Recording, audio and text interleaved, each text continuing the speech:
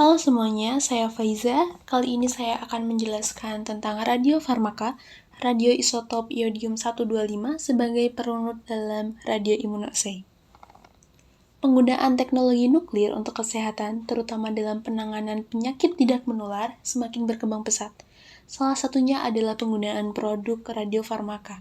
Radiofarmaka merupakan senyawa kimia yang mengandung radioisotop dan memenuhi persyaratan farmakologis untuk digunakan dalam diagnosis, terapi, dan penelitian medik klinik dalam ilmu kedokteran nuklir. Kelebihan radiofarmaka salah satunya adalah bisa memprediksi respon dari masing-masing pasien terhadap pengobatan yang sedang dilakukan, sehingga bisa dilakukan suatu personalized medicine. Teknik deteksi radiofarmaka dapat dilakukan secara in vivo maupun in vitro. In vivo yaitu deteksi dengan cara radiofarmaka diinjeksikan ke dalam tubuh pasien, kemudian dilakukan pencitraan terhadap tubuh pasien.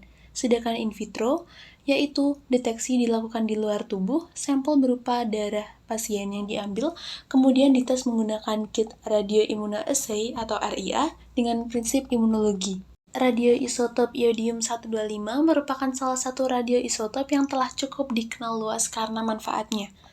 Iodium 125 di Indonesia telah digunakan di bidang kesehatan, yaitu sebagai tracer atau perunut untuk reaksi kit RIA, untuk radioligand binding assay dalam menentukan interaksi molekul obat dengan molekul target suatu penyakit, lalu ada seed brachytherapy untuk terapi berbagai jenis kanker. Penggunaan iod 125 pada teknik RIA memerlukan persyaratan tertentu, yaitu harus mempunyai konsentrasi radioaktivitas dan kemurnian radiokimia tinggi. Iod 125 merupakan radioisotop yang paling banyak digunakan dalam teknik RIA. Hal ini terkait dengan iodium sebagai golongan halogen sangat reaktif pada proses reaksi kimia, terutama dengan protein yang berasal dari tirosin dan histidin. Iod 125 yang digunakan pada teknik in vitro pada RIA yaitu dalam bentuk larutan NAI.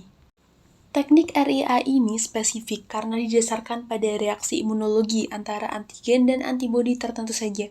Oleh karenanya, zat-zat yang ada dalam cuplikan dapat langsung dianalisis tanpa perlu dipisahkan dari matriks yang kompleks. Metode ini memberi keuntungan waktu analisis yang pendek, jumlah cuplikan kecil, jenis reaksi sedikit, dan menghindarkan kehilangan analit dalam proses analisis. Dalam rangka menghilangkan ketergantungan terhadap impor dalam memenuhi kebutuhan radioisotop iod 125 dalam negeri, PT RR Batan sejak tahun 1994 telah berhasil memproduksi iod 125. Namun, iod 125 yang dihasilkan kualitasnya kurang baik terkait dengan rendahnya kemurnian radiokimianya. Sekian dari saya, terima kasih.